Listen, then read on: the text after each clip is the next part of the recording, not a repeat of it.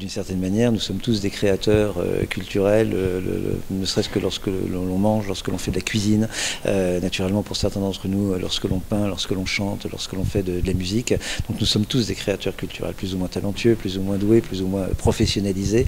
Mais la culture comme essence, par exemple la culture française ou la culture islamique ou je ne sais quoi, ça n'existe pas. Alors naturellement, vous avez des musulmans, vous avez des Français qui produisent, qui créent dans la dimension de ce que nous appelons la culture, qui peut être à la fois une culture quotidienne, je dirais une culture matérielle, ou une culture artistique de haut vol, mais je ne crois pas que l'on puisse figer ce travail de production, ce travail de création sous le concept, sous la représentation d'une essence, hein, la culture ceci ou la culture cela.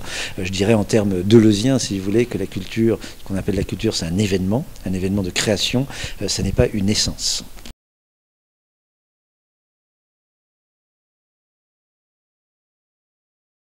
Je ne connais pas suffisamment la ville, si vous voulez, pour comprendre ce que représente.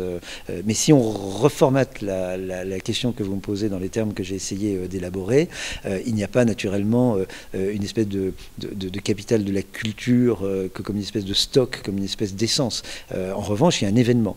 Il y a l'événement d'une ville, d'une grande ville, ouverte sur le monde, qui à un moment donné se situe dans un moment, enfin dans une espèce d'événement historique d'envergure européenne, donc capitale de la culture. La réponse, on pourra la donner dans un an. Que vont en faire, d'une part, les Marseillais et d'autre part, les Européens qui vont visiter Marseille?